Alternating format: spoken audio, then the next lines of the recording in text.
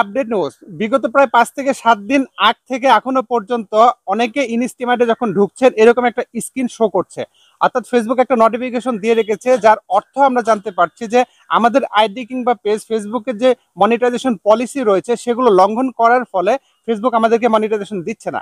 মজার বিষয় হচ্ছে ইনস্টিমেট যখন আমরা সেট আপ দেই, সেট আপ দেওয়ার পরে অনেক ক্ষেত্রে দেখা যায় ইনস্ট্যান্টলি আমাদেরকে দিয়ে দেয়, মনিটাইজেশন অ্যাপ্রুভ করে দেয়, কখনো 14 দিনের একটা রিভিউ রাখে, অর্থাৎ 2 সপ্তাহ। তারপরে অনেক ক্ষেত্রে দেখা যায় এরকম একটা নোটিফিকেশন দেয় বা একটা মেসেজ দেয়, এবং অনেক ক্ষেত্রে এখানে কিন্তু তারিখও দেখা যায়, এত তারিখের পরে আবারও পুনরায় সেট আপ করতে বলে। কিন্তু মজার বিষয় হচ্ছে কোনোরূপ সেট আপ না করেও এরকম নোটিফিকেশন আসলো, সেটা কিন্তু আমরা অনেকেই বুঝতে পারছি না। এবং অনেকেই কিন্তু আমাকে আমার বিভিন্ন পোস্টে, আমি যেহেতু ফেসবুকে নিয়মিত ভিডিও আপলোড করছি, আপনারা জানেন যে প্রত্যেকদিন আমার একটা হলেও কিন্তু ভিডিও থাকে আমার পেজে, তো আমার পোস্টগুলোতে এসে অনেকে স্ক্রিন শেয়ার করছে, অর্থাৎ স্ক্রিনশট দেখাচ্ছে যে এরকম আসছে, অর্থাৎ ইনস্টিমেটে ঢোকা যাচ্ছে না, ইনস্টিমেটে গেলে আর কোনো কিছু দেখা যাচ্ছে না, ওয়াচ টাইম দেখা যাচ্ছে না, শুধুমাত্র এরকম একটা এখান থেকে নোটিফিকেশন ফেসবুক দেখাচ্ছে। তো মূলত এই নোটিফিকেশনটা ফেসবুক কেন দেখায় এবং এখান থেকে আমরা কিভাবে ইনস্টিমেট পেতে পারি বা এই নোটিফিকেশনটা আসলে কবে নাগাদ চলে যেতে পারে, এগুলো নিয়ে বিস্তারিত কথা বলবো। আশা করছি স্ক্রিনটার দিকে লক্ষ্য রাখবেন এবং ভিডিওটি শেষ পর্যন্ত কন্টিনিউ করবেন। প্রসঙ্গত আমাদের জানতে হবে ইনস্টিমেট পাওয়ার পেছনে ফেসবুকের শর্ত বা টার্মস এন্ড কন্ডিশন কি বা ক্রাইটেরিয়া কি, সেটা কিন্তু আমরা অনেকেই জানি যে সর্বশেষ 2 মাসের মধ্যে 60 ওয়াচ টাইম হতে হবে এবং 5,000-এর উপরে ফলোয়ার থাকতে হবে, এবং ফেসবুকের সকল নিয়ম কানুন মেনে যদি আপনি কন্টেন্ট দেন সেক্ষেত্রে ফেসবুক আমাদেরকে সেট আপ দেবে, এবং সব পরবর্তীতে রিভিউ করে যখন দেখবে আমাদের আইডি পেজ সব কিছু ঠিকঠাক আছে, ফেসবুকের নিয়ম কানুন অনুযায়ী আমরা কন্টেন্ট দিয়েছি, তাহলে ফেসবুক এটা অ্যাপ্রুভ করবে।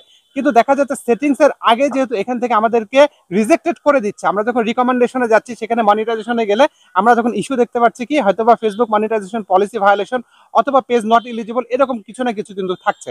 তো এটা কেন থাকছে এটা নিয়ে আমি কিন্তু ধারাবাহিক ভিডিও তৈরি করেছিলাম, আপনারা দেখেছেন। আমি বলেছি গত প্রায় 2 মাস যাবত বাংলাদেশে খুব কম মানুষ ইনস্টিমেট পাচ্ছে। ফেসবুক শতকরা হয়তো বা 90+% ফেসবুক আইডি এবং পেজে ইউজার নট এলিজিবল কিংবা পেজ নট এলিজিবল এই ইস্যুগুলো দিয়ে রেখেছে, আর এগুলো থাকলে কিন্তু এখান থেকে ফেসবুক মনিটাইজেশন দেবে না। ফেসবুক এমনটা করার পেছনে কারণ আমার কাছে ব্যক্তিগতভাবে মনে হয় তা হচ্ছে আমরা ইতোমধ্যে ফেসবুকের যে নিয়ম কানুনগুলো রয়েছে এগুলো ব্যাপকভাবে আমরা লঙ্ঘন করছি। এবং কিছুদিন আগে আমি আপনাদেরকে বলেছিলাম আমরা যে আনইউজুয়াল অ্যাক্টিভিটিগুলো করছি, বিশেষ করে বর্তমানে সবচেয়ে ট্রেন্ডে আছে তা হচ্ছে ভাইরে সাপোর্ট লাগলে সাপোর্ট পাবেন, আপনারা এসে কমেন্ট করেন, আমি কমেন্টে রিপ্লাই দিব। যারা ঠিকঠাক এখান থেকে সাপোর্ট পাচ্ছে না, যাদের ফলোয়ার বাড়ছে না, জাস্ট আমার এই ভিডিওতে একটা আমার এই ভিডিওতে যারা যারা কমেন্ট করবে প্রত্যেকে একটা করে লাইক দিবেন, আমি আপনাদেরকে সাপোর্ট দিব। ফেসবুক এখানে কি করছে, যদি আপনি আনইউজুয়াল অ্যাক্টিভিটি করে থাকেন একের পর এক, আপনি যদি এই ধরনের কোনো কিছু ফেসবুকের যে নিয়ম কানুন রয়েছে, গাইডলাইন রয়েছে, এগুলো যদি আপনি লঙ্ঘন করেন তাহলে এখান থেকে ফেসবুক ইনস্টিমেট দেবে না। আমার কাছে আরেকটি কারণ মনে হয় তা হচ্ছে ফেসবুক এখানে চাচ্ছে যে রিল ভিডিওটাকে আরো বেশি বেশি প্রমোট করতে, কারণ টিকটক লাইকিকে বিট করে কিন্তু ফেসবুক এখন মোটামুটি ভালো একটা পজিশনে চলে গিয়েছে রিল ভিডিওটা। আপনারা দেখবেন অনেক টিকটকার, অনেক না ম্যাক্সিমাম টিকটকার এখন চলে এসেছে কিন্তু ফেসবুকে, কারণ জানে যে এখানে আসলে ভিডিও দিলে এখান থেকে রাতারাতি ভাইরাল হয়ে যেতে পারে, তাদের যেহেতু একটা ফ্যান বেজ রয়েছে তারা টিকটক থেকে প্রমোশন দিয়ে ফেসবুকে আনাচ্ছে, আনার পরে এখানে মনিটাইজেশন পাচ্ছে, টাকা ইনকাম হচ্ছে। এই জন্য রিল ভিডিওটাকে বেশি প্রমোট দেওয়ার জন্য ফেসবুক হয়তো বা নিজেরাই এখান থেকে পেজ নট এলিজিবল এরকম একটা দিয়ে রাখতে পারে, এটা একটা বাগও হতে পারে। বাট যদি এটা আপনার সঠিক কারণে দেয় সেক্ষেত্রে কি করতে হবে সেটি বলতে বলার চেষ্টা করছি। ধরুন আপনার এরকম নট এলিজিবল এসেছে বা ফেসবুক এখান থেকে আপনি অ্যাপ্রুভ করছে না, তাহলে আপনাদের প্রতি আমার পরামর্শ থাকবে নিয়মিত 1 ঘন্টার উপরে লাইভ করবে। লাইভ হচ্ছে সবচেয়ে অ্যান্টিবায়োটিক ওষুধের মতো কাজ করে, কারণ লাইভের মধ্যে কোনো ভেজাল হয় না। আপনি যখন বড় ভিডিও মেক করবেন দেখা যায় সেখানে আপনি অন্যের কন্টেন্ট ইউজ করেছেন, অন্যের সাউন্ড ইউজ করেছেন, অন্যের ভিডিও ক্লিপ ইউজ করেছেন, ফেসবুক আপনাকে মনিটাইজেশন দিচ্ছে না। বাট লাইভ তো আপনি ওভাবে করতে পারবেন না, লাইভ আপনি নিজেকে কিন্তু করতে হবে। এই জন্য লাইভ করলে সকল কন্টেন্ট ক্রিয়েটর এক জায়গায় একমত যে লাইভ করলে দ্রুত ইস্যুগুলো চলে যায় এবং মনিটাইজেশন আসে।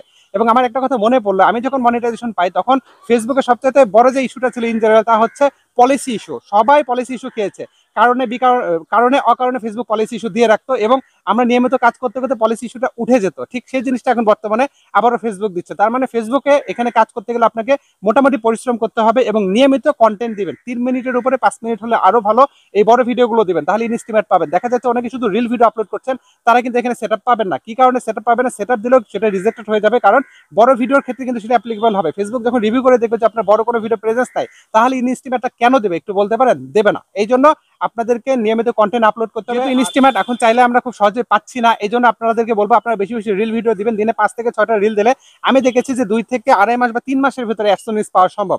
এই ট্রিটমেন্ট আমি অনেকেই দিয়েছি এবং অনেকেই কিন্তু ইতিমধ্যে সাকসেস হয়েছে। দেখবেন অ্যাডসেন্স অনেকেই পাচ্ছে, অনেকেই পেজে দেখবেন স্ক্রিনশট কিন্তু শেয়ার করছে। কাজে আপনারা নিয়মিত যদি রিল ভিডিও দেন অ্যাডসেন্সটা পেতে পারেন। আর ইনস্টিমেট পেতে গেলে অবশ্যই 3 মিনিটের উপরে ভিডিও থাকতে হবে আপনার পেজে এবং পর্যাপ্ত ভিডিও থাকতে হবে। সর্বশেষ 2 মাসের মধ্যে অন্তত 30 থেকে 35টা ভিডিও যাতে আপনার পেজে থাকে, এটা কিন্তু কন্টিনিউয়াসলি চলতে হবে এবং লাইভ যাতে থাকে, তাহলে এখান থেকে ইস্যুগুলো সহজে চলে যেতে পারে। এবং কোনোরূপ ফলো ব্যাক টু ব্যাক করবেন না, কোনো ধরনের কারোর সাথে কোনো আনইউজুয়াল অ্যাক্টিভিটি করবেন না, জাস্ট অর্গানিক ভাবে আগাবেন, তাহলে ইনশাল্লাহ এই ইস্যুগুলো ফিক্স হয়ে যাবে ভিউয়ার্স। তো এই ছিল আজকের গুরুত্বপূর্ণ ভিডিও, আশা করছি আমি আপনাদেরকে বোঝাতে পেরেছি।